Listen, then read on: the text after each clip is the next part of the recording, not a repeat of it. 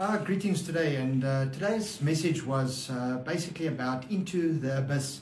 And often us as frontliners, firemen, paramedics and policemen, we enter into buildings that are very dark and we do not know what is in the next room or the next situation. And to be honest, sometimes as a fireman you don't even see the room. It's all being so black and dark. But just in retrospect, I just wanted to say, what is darkness? I asked that my question when I was preparing this message, and purely darkness is just the absence of light. And if you close your eyes, you're just blocking out the light. And if you go into a building, it's just because and we don't see anything. It is because the light has been blocked out. Now in life, we also encounter very dark situations and dark things that we enter into, like financial stress and death and loss of a loved one. Very dark places. We're not sure of what is. We don't see the end result, or we don't see the result, or we don't see anything during the event either. We are blinded by this darkness. And in the front line, we use a tool called the thermal imaging tool, where it assists us to see into these dark places, to see the hot spots. Now I want to encourage you in your life is to start using the Holy Spirit as a thermal camera in your life. The Holy Spirit is there tomorrow. He's there in the next situation. He already knows what is the right path for you to follow. And I want to encourage you to start off by using the Holy Spirit and seek your own heart. If we read in Psalm 139, verse 23 to 24, it says there, "Search me, O God, and know my heart." God is the only person that really knows your heart. He knows your heart better than anybody else, even yourself. And it says there, "Try me and know my anxieties, and see if there's anything wicked in me, and lead me into the way of everlasting."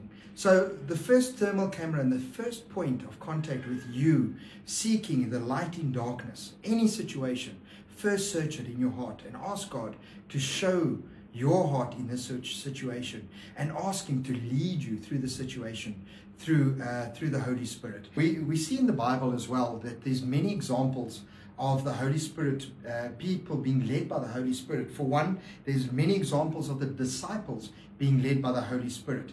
It says in Acts 8 verse 29, "Then the Spirit said to Philip, 'Go up and join this chariot.'" The Spirit told him that. So you can audibly hear the voice of the Spirit.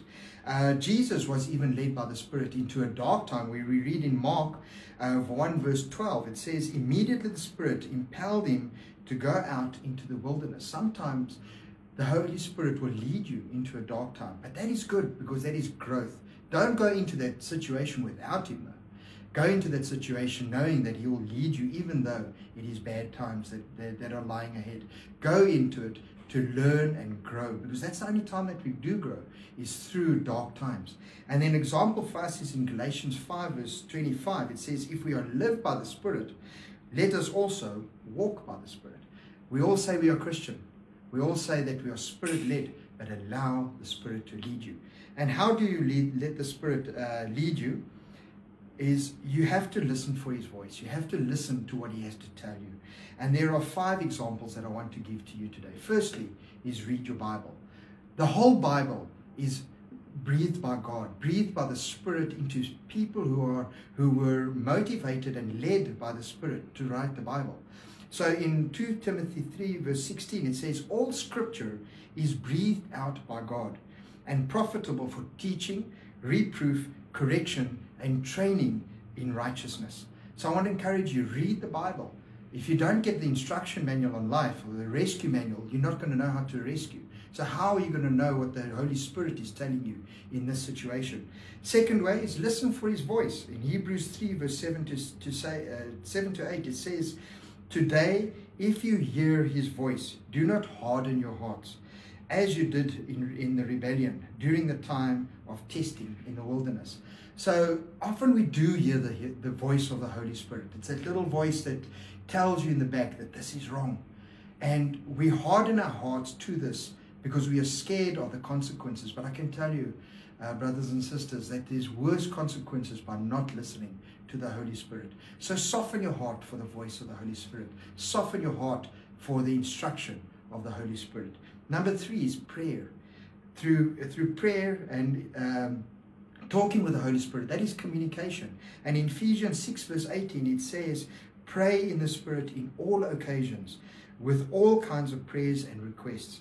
With this in mind, be alert always, keeping in prayer for all the Lord's people. In every single situation. You don't have to say complicated prayers every single time you go out on a call.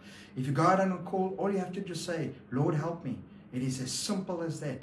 You know, you don't have to say these high theological words and use theological explanations to explain your prayer.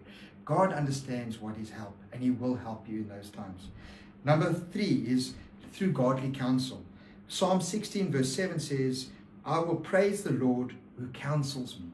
The Lord counsels you, and He counsels you through other people as well.